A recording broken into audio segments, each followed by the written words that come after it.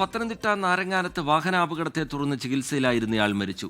ഇടിയാറന്മുള സ്വദേശി ശ്രീരജനാണ് മരിച്ചത്. സ്കൂട്ടറും പിക്കപ്പ് വാനും കൂട്ടിയിടിച്ചായിരുന്നു അപകടം. ഷിജോ കുര്യൻ പത്തനംതിട്ടയിൽ നിന്ന് വിവരങ്ങളുമായി നമുക്കൊപ്പം ചേരുന്നുണ്ട്. Shijo, good morning. വിവരങ്ങൾ ഷിജോ.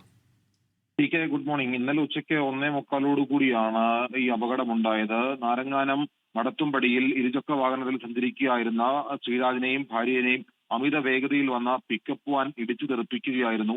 അതിനുശേഷം ഗുരുതരമായി പരിക്കേറ്റ ശ്രീരാജൻ ആദ്യം തിരുവല്ലയിലെ കോഴഞ്ചേരിയിലെ സ്വകാര്യ ആശുപത്രിയിൽ ചികിത്സയിലായിരുന്നു. നില അതീവ ഗുരുതരമായതോടെ കോട്ടയം മെഡിക്കൽ കോളേജിൽ പ്രവേശിപ്പിക്കുകയായിരുന്നു. അവിടെ ചികിത്സയിലിരിക്കെ ഇന്നലെ രാത്രിയോടുകൂടി മരിച്ചു. ഇടയാറന്മുള സ്വദേശിയാണ് ശ്രീരാജൻ. 60 വയസ്സായിരുന്നു.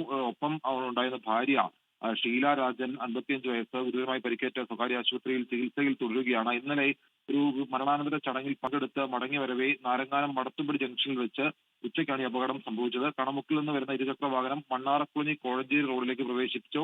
അമിത വേഗതയിൽ വന്ന പാൽ കയറ്റി വന്ന പിക്കപ്പ് വാനാണ് ഇവരെയും ഇടിച്ചു തെറിപ്പിച്ചത്. ലോകത്തെവിടെയായാലും ഏത് സമയത്തും 24 വാർത്തകളും ഓഗ്മെന്റഡ് റിയാലിറ്റി പാക്കേജുകളും എക്സ്പ്ലെയിനറുകളും വിശദമായി കാണാൻ ഞങ്ങളുടെ യൂട്യൂബ് ചാനൽ നിങ്ങൾക്ക് സബ്സ്ക്രൈബ് ചെയ്യാം.